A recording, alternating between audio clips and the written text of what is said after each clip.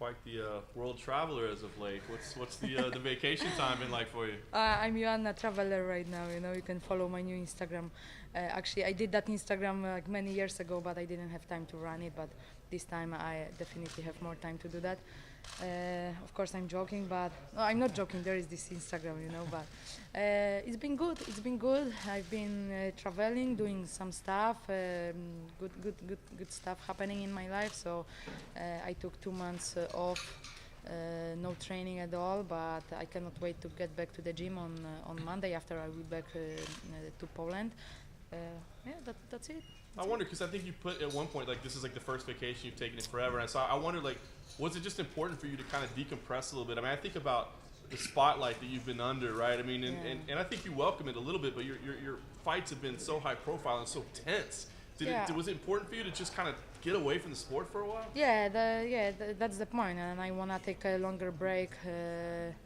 Probably I will fight in the second part of this year, so maybe August, maybe October. Of course, I've got an offer to fight in March, but I wanna take some time for myself, train, learn. I love to train, I love to learn, and I wanna just.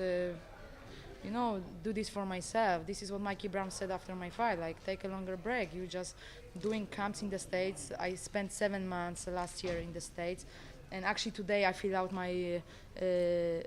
the paperwork for my new visa, and I had to count the days I stay. I'm like 80 days, 70 days, 60 some days. I'm like crazy, no life. So I wanna stay with my family, enjoy my life in Poland. I have many ideas for business. I do nice stuff with the TV in Poland. I just got back from Mexico where I shoot a program. This program is from England. 50 Ways to Kill My Mom. I didn't kill my mom, but we had an amazing time in Cancun, and that's it. I just want to train, learn, and enjoy my life more. Like you said, I've been fighting a lot, 12 fights in the UFC, 9 for the belt, so all the fights were pretty hard and intense. I always respect my opponents, and I always put on good camps. Doesn't matter if you win, if you lose. I always want to be ready and step into the octagon 100%. And that's it. I'm looking forward, to fight this year. How hard was it for you to turn down a fight? Because I think you've always been proud to say, Dana calls me, I say yes, and that's what we do. That's hard. That's hard. Even with no training, my family is like, I'm like, oh, I go for a run, I go to the gym, and they're like, no, stay home, you're not going like anywhere, So it's good that I have good people around me, but of course I'm in touch with Dan Lambert, Richie, and my coaches from American Top Team. They want me to be back, and I want to be back, but I need to take my time, and so it was very difficult to not take this fight, but I will go down to 115, so I need some time to refresh my body, refresh my mind, and I feel the fire. I people define like me as an athlete after my victory or lost fights, but I put on great camps. Like before my last camp, I was like quality over quantity, but I did both, like I told you, like during fight week, So I've been working really hard for the last few years, and I will be back stronger. That's it. The last thing for me, I think you touched on it right there, but I think the big question was, what will be your next move? It sounds like you want to wait till late in the year, but 115 is definitely, like whoever it is, it's going to be at 115. Yeah, 115. I'm very happy that I could face the Valentina Shevchenko, and I didn't feel the power of her punches, but definitely I felt her clinch, and that's the thing. That fight with Valentina went on and off, so I didn't have time to prepare like, physically for this fight, because in the clinching she was like super strong, and that my takedown defense is very good, on point, but it was something like it was like a body lock. I think I'm proud of myself. I did good. She didn't like smash my face as she did in her fight before, but definitely, if I wanna compete in 125, I need to put like muscle weight, like build the power. But I couldn't do that before that fight with Valentina Shevchenko, because I was planning to go. I'm still planning to go to 115. So it was difficult decision, difficult fight. But my next move is 115. How happy happy were you to see that title fight booked on 115?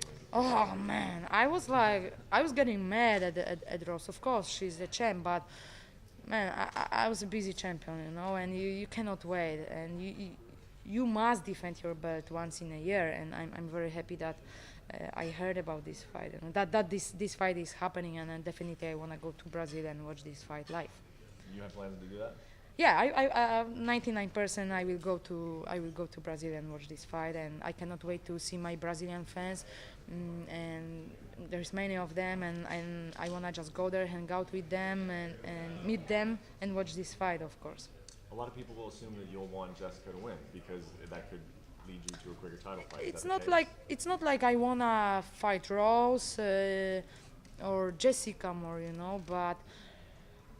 Jessica she has been doing very good. There is no girl who beat her in her last few fights, and we will see. But you know, someone can look better on the paper or in the rankings, but for me it's always 50-50, you know. So it's going to be a very interesting fight, and Rose must be very clever in this fight, you know. And I think that my fight with Jessica Andrade was one of my best fights ever, you know, so it will be great to see her again. Seeing how the rankings are going in the strawweight division, is there someone who you can see who you would want to fight? Because I know you did fight Rose, you did fight Jessica. I know Nina has been climbing the ladders as well. But what do you think about that division so far? This division is the lightest division in the UFC, but it's definitely one of the strongest, you know. We put on a hell of a fight, and I don't know who's next, you know, and I've been fighting with most of them. Of course, the ranking got changed, like Tatiana Suarez is there, Nina. We are training together in one gym. Of course, it's a difficult decision to face your teammate, you know, but I want to fight for the belt, you know. I might have one fight before, but I'm looking forward to fight for a belt. What are your thoughts on Nevada Athletic Commission's comments about trash talking? About what? About trash talking? I haven't heard about, so I don't know what's going on. They said they wanted to sort of curb the trash talking before fights. They want to cut it? They want to cut it down, yeah, the bad language. You know, I never curse. I never insult my opponents, you know. I'm intense, but, you know, you never heard me saying about families, religion, culture, about someone. You know, of course, there was bad blood between me and Gadea, you know, like, I'm always very polite at the press conferences, but when someone step on my toe, it's this kind of business. You must be tough and show your mental strength, you know, but sometimes it's too much, and I agree with that, but that's why fans love this sport, you know. It's something else, and they need it. They need to build the fights. Look at the fighters who made a big money and who are recognized by the fans. These who talk a lot, but the point is, like, back it up. That's it. Back it up. Seen on your Instagram yesterday, you were down in Adelaide. You've got some ties here in Australia. Why don't you tell everyone about your ties that you have down here in Australia? About what? About the friends and family. Friends and family. Oh yeah. So sorry. I was planning this trip to Melbourne because I love this city. UFC 193 is still one of the greatest UFC shows ever, more than 56,000 people. So, and I have so many fans in Australia, but I went down to Adelaide for 2 days before I came to Melbourne. Good friend of mine, Paul Slovinsky, superstar in K1 back in the day. He helped me a lot, and I'm here because of him. He believed in me in 2006. He saw me in Thailand, and he said, like, you are going to be something else. I want to help you, kid. And back in the day, he had money. He was very popular, and he helped me. I could train in Thailand, and then I moved to Holland to Team Mr. Perfect because of Paul Slovinsky. So he's like my brother. So I just wanted to see him and relax a little bit. And that's great, you know. Australia is good. 10 years ago, I supposed to move to live in Australia, but I'm having a good life in the States and in Poland. So. Australia only for vacation. Joanna, what are your predictions for the main event? I don't like to predict the fights, but I'm a big fan of Kelvin, and this kid is something else. Of course, Robert is an amazing athlete.